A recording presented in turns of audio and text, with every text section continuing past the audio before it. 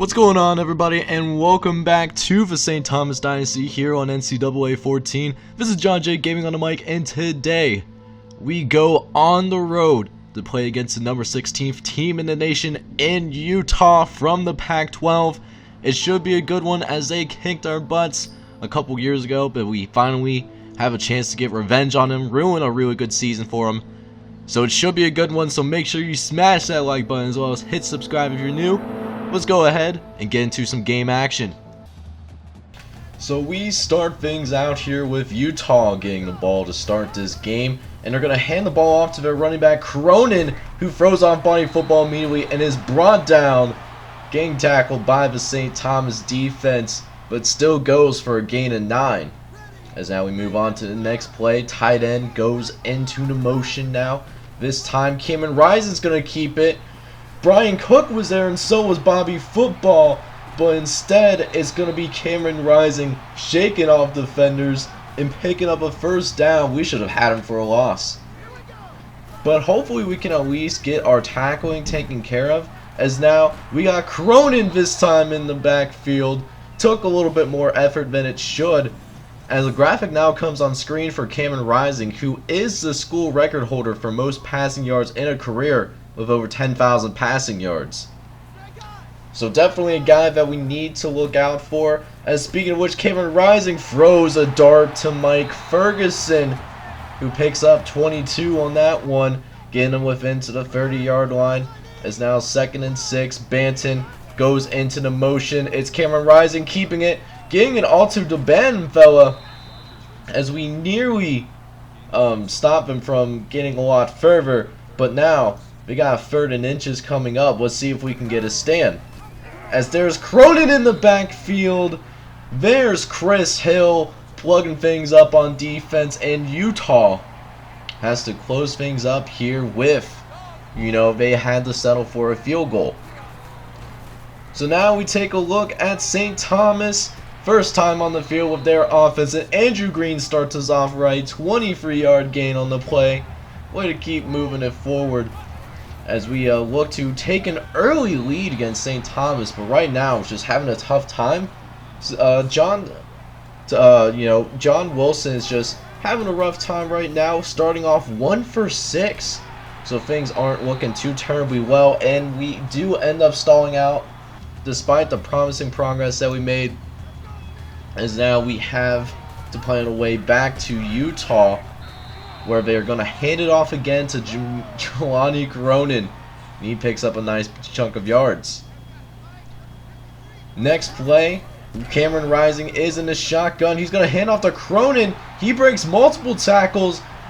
He has some green grass ahead of him. We'll see if anyone can catch him. And thankfully, Bobby Football does bring him down, saving a touchdown potentially.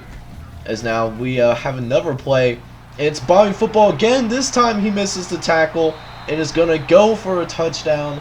2 instances where we had him for a loss or very little gain, and instead it turns to touchdowns. And it's Cameron Rising's 95th touchdown of his career. So now it's time for the St. Thomas offense to get going, already finding themselves down 10-0 early on in this first quarter. Denny Dilkins is going to start by carrying it up the gut for 8 yards. Going to try something different. The pass game really isn't working too terribly well for us so far. So we're going to go ahead, run it with our custom recruit Denny Dilkins. He's going to pick up some more yards as we try to do a little bit more ground and pound. As we're going to go ahead, give it to Dilkins once again. He's going to find a decent little crease. Another 5 yards gain on that one. But that does also mean we have a long 3rd and 8 coming up here, so we will have to resort to the pass again. This time, though, we got a completed pass, and it goes to Andre Luck for 20 yards. And that's how this first quarter is going to end. We find ourselves down 10-0, but we are still fighting as we look to make this a one-possession game very shortly.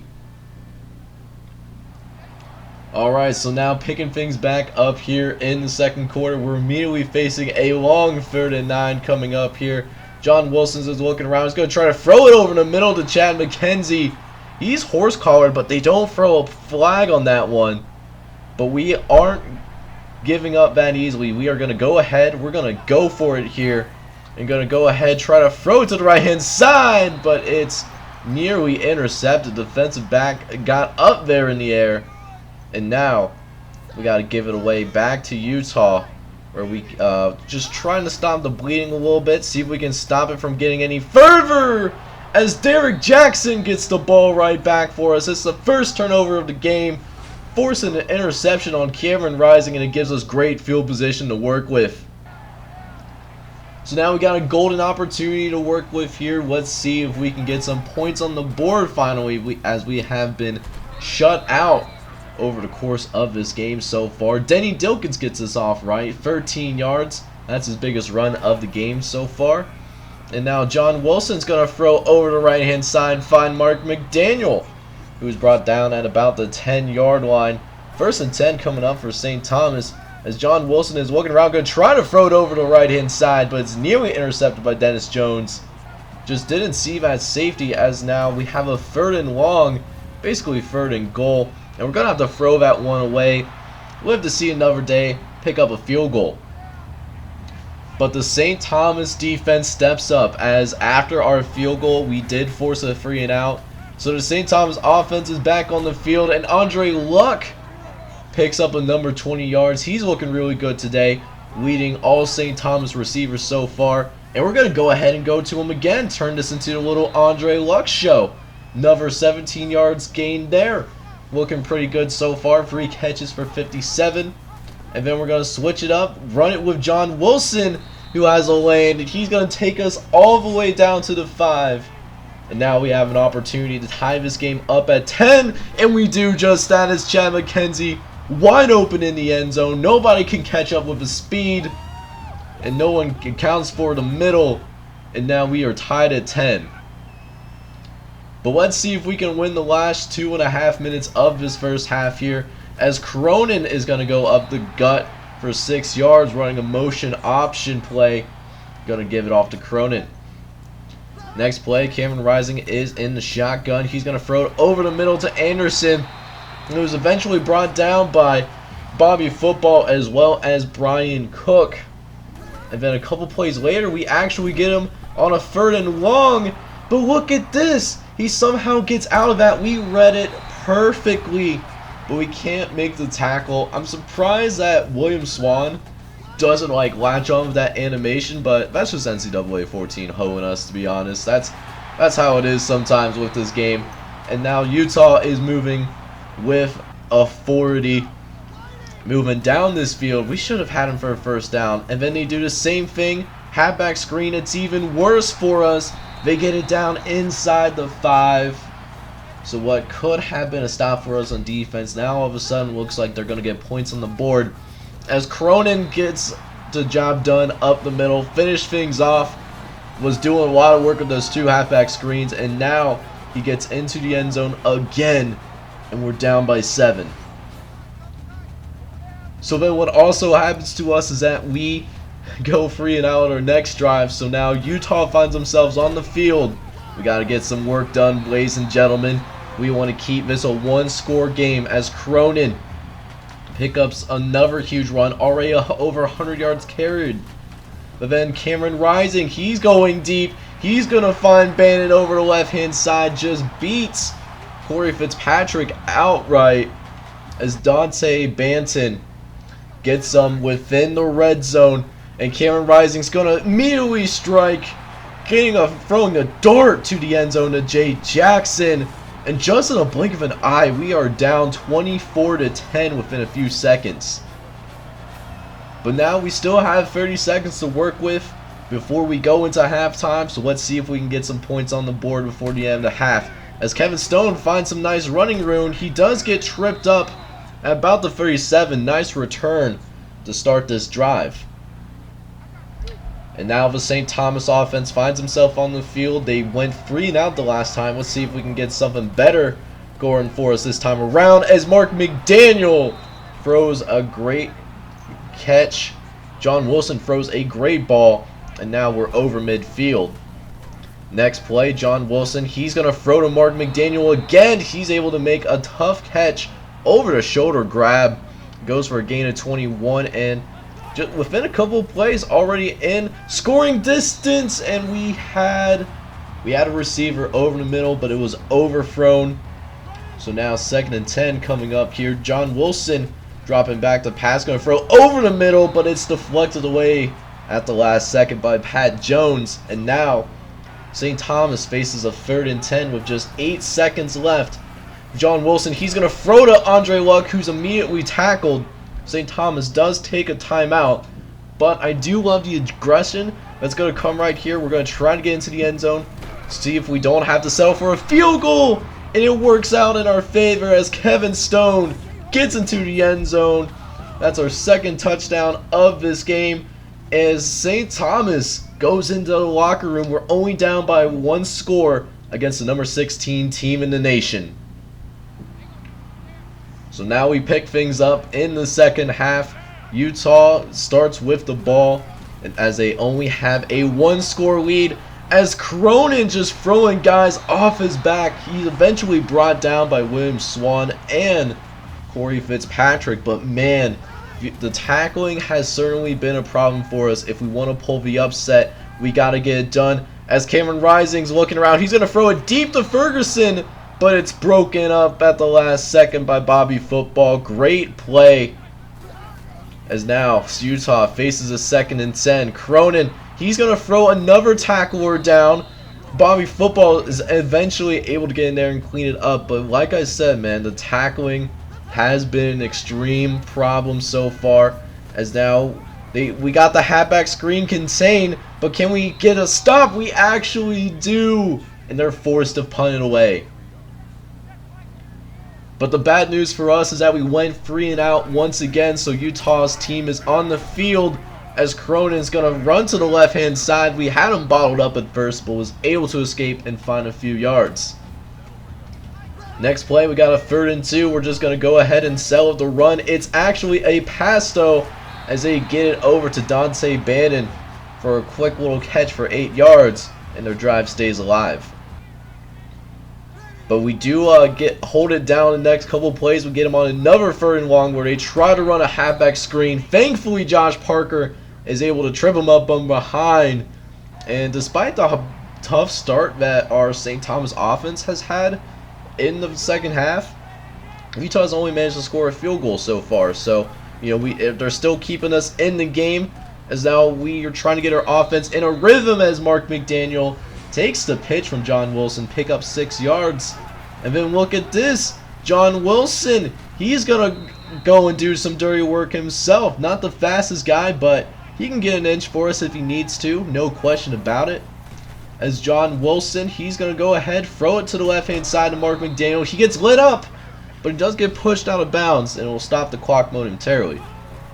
And now 2nd and 3. John Wilson now fumbles it, but Denny Dilkins thankfully is able to land on the ball. What a really close call. We got to take better care of this ball. As now we got to pick up this 1st down here. Let's see if we can do it, and we sure do. John Wilson picks up the 1st down, and the drive keeps going, chugging along. John Wilson's going to go ahead, throw it to Denny Dilkins. He takes a couple of guys with him. Tough guy. Definitely been quite the developmental piece over the last few seasons. As now John Wilson, he's going to look around, try to throw to right to Jared Oden, which appears to be complete. However, to our luck, they review it and do end up reversing it, so it becomes an incomplete pass. You hate to see it. So now after reversal, we now have a 2nd and 10 as John Wilson, he's going to try to throw it to Freddie Gibson, but Freddie Gibson has it knocked loose, as it's another incomplete pass. We have a 3rd and 10 coming up for us here, as we're going to look to try to get some 1st down, but instead we nearly throw an interception. But we have nothing to worry about. We have nothing to lose at this point. We're going to go ahead and go for it here on 4th down, see if we can get anything to happen. And we find Chad McKenzie, and we throw a great ball in the face of pressure. It's a 2nd catch of the day, and it's definitely been worthwhile. As we end the quarter on that note, we have 1 quarter to go, and we have a legitimate chance of upsetting the number 16 team in the nation. So let's see if we can pull it off. Pull off the biggest upset in St. Thomas's FBS era. As we're going to start it off right with Danny Dilkins up the middle. And we have a 3-point game with the number 16's team in the nation in the 4th quarter. So now it's time for our defense to step up. Let's see if we can get a stop here. And that can give our offense a chance to take the lead with our next drive as Jelani Cronin picks up some more yards. As now Utah has a 1st and 10. Cameron Rising going to his left. He's going to find Mike Ferguson. I'm not even upset. The coverage was really tight. Just Aaron Rodgers just can't whip his head around fast enough. And that's how it's going to be as Brendan Anderson picks up 7 more before going out of bounds. So now we got a 3rd and 5 coming up. Cameron Rising is in the shotgun. He's going to throw it over the middle, but is picked away. Josh Parker was able to, deflect the pass or at least force an incompletion. And now we have a chance to take the lead here with 5 minutes left in the game. Let's see if we can get it done. We're going to start by throwing to Kevin Stone. He's going to pick up another 1st as we keep this thing rolling. St. Thomas offense is certainly hot right now. Let's see if we can keep the positive vibes as there's Dilkins dragging a couple of Utah guys. Their running backs have been doing it to us all day, but now it's our turn to do the same to them as now we run the option. This time it doesn't work as now we have a 3rd and long coming up. We got a lot of work to do if we want to pick the 1st down as we throw a dart to Andre Luck in between 2 guys. Perfect throw. John Wilson definitely has the throw power to pull that off. As now we throw it to Mark McDaniel. It's a little off, but it works in our favor as we're able to get by a guy. And now we're within the 10 yards from taking the lead as Kevin Stone finishes it for us. He takes his 2nd touchdown grab, and now we have a 1-point game with a few minutes left. But now it's the defense's time to shine. If we can stop them from getting any points on this drive, that could be the game. But can we find an answer for Jelani Cronin? He got a gain of 7. He has nearly 9 yards of carry so far. He's been balling out so far in this game. As now Cameron Rising sends a man into motion before snapping the ball, handing it to Cronin. He's going to get tackled from behind eventually by Josh Parker, but still picks up the 1st down regardless. Next up, we have Cameron Rising in shotgun this time, sending both backs out, and he finds Jay Jackson over the middle in between 2 St. Thomas guys. They're right now immediately at midfield. And, if you're going to let these guys score, got to make sure there's still time on the clock so that if we do go down, we do have an opportunity to take the lead and win this game too. As now Cronin, he's going up the gut. If they get this 1st down, they're definitely in field goal range. And now they seem to be pretty close to that range anyways as Cronin gets them another 7. Time for the defense to step up and do so big as Cameron Rising over the middle to Irvin. He's going to not be brought down till the 15. And now they are well in field goal range. But then look at this. Anderson breaks a tackle, which is great and all, but he gets into the end zone. Now, usually I'll be upset by this, but what that means that it still gives us a chance to have a possession on offense. On top of that, Utah also decides to go for 2, so that it would be a 7-point game instead of 5. But the St. Thomas defense stands up, and it's still a 5-point game. So thanks to that failed 2-point conversion, if we get a touchdown here, we can take the lead on these guys. We just got to execute on offense as we throw over the middle to Freddie Gibson. He picks us 21 right away. We're nearly at midfield already. Next play, St. Thomas goes to the line quickly as John Wilson is looking around. He's going to actually keep it for himself. He's going to end up sliding down, and then St. Thomas will take their 1st time out. As now 2nd and 3 coming up here. John Wilson is looking around. He finds Kevin Stone, who picks up 15 more on that one. And gets out of bounds too, so that saves time on the clock as well. You love to see it, but we throw a bad pass on the next play. It's incomplete.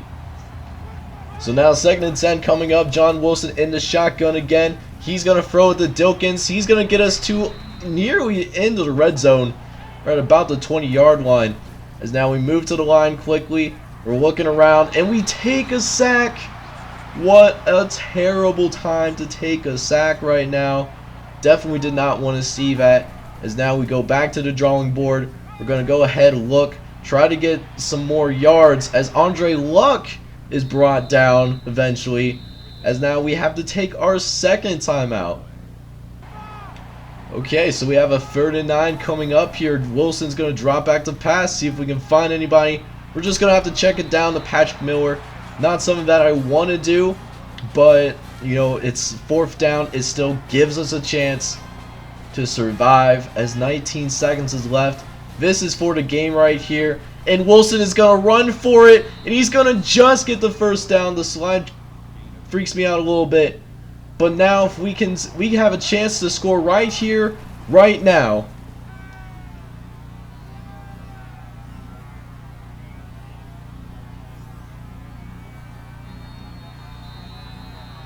And we did it! Kevin Stone picks up potentially the game-winning grab as John Wilson was able to find him wide open in the corner of the end zone, and we just took the lead on these guys. But we're not done yet, though. We got to get this 2-point conversion so that we can get up by 3, so that no matter what happens, we can at least ensure overtime as we pick up 2 more points. As now Utah has the ball. They have one last shot to win the game, or at least get in the field goal range, as Cameron Rising can't find anybody. Josh Parker just clutched the game for us with his 2nd sack of the day. And that is how this game is going to end. Your St. Thomas Tommies pulled the biggest upset in this dynasty so far. We beat the number 16 team in the nation by a final score of 39-36. Wow, what an amazing game, and what a way to go out as we have tried to finish this season out strong. Checking out the stats for our guys, and it was another ESPN classic here on the St. Thomas Dynasty. John Wilson, man, he had the game of his life. Over 350 yards passing, 4 touchdowns, and not throwing a single interception. You love to see it. You know, our running game did a little something too. We tried our best to establish run game. It was tough at times, but Dilkins did find his way into the end zone. He had 39 yards and a touchdown. Receivers also. Let me talk about my guy Kevin Stone. Coming into this season, Kevin Stone had only 2 touchdowns the entire season. He had 3 touchdown catches today. What a breakout performance. Then we can't forget about Chad McKenzie, a fellow senior who also caught the game-winning touchdown from John Wilson. Andre Luck also killed it, 6 catches for 106 yards. Finally, let's take a second to talk about this defense. Josh Parker led the way with 5 tackles. He also had a couple of TFLs, both of which were sacks, including the sack that sealed the game for the St. Thomas Tommies here on NCAA 14. And then we also got an interception, another turnover forced by Derek Jackson. He definitely helped us in terms of getting our first points on the board with that interception, setting up a great field position for our guys early on. Let me remind you guys that this is a team at the very beginning of the season that lost to FCS Southeast and only managed to score 12 points against an FCS team. But over the second half of the season, we have managed to turn it around. We beat Hawaii, beat Fresno State, and then went on the road, beat Utah, who was number 16 in the country, got our first ever top 25 win. And on top of that, it's definitely, I can feel it, that it's a program changing moments for us, especially since we won 3 of our last 4 games. Also, checking out the top 25, and you can see the work that we did in that game versus Utah does have ripple effects. There's quite a bit of movement throughout the top 25, but something that I want to mention is that we actually kicked out Utah from the top 25, and they are barely getting any votes now, only receiving 94 votes for the coaches as well as the AP top 25. So it feels good to be able to kick somebody out of the top 25 and be able to play spoiler. So that leaves us to one more game here in Season 4. Going to be taking on the Louisville Cardinals from the ACC. They're 2-9 on the season. They're 3-8. But, you know, both of us are going to be playing with some pride and would really love to see us close with a win, as this does mark the last game for the original walk-on class. After that is mainly going to be guys that we entirely recruited over these past 4 years, so it should be a good game. Make sure you smash that like button as well as hit subscribe if you happen to be brand new. This is John J Gaming on the mic, and I hope you all have a wonderful day. Take care, everybody.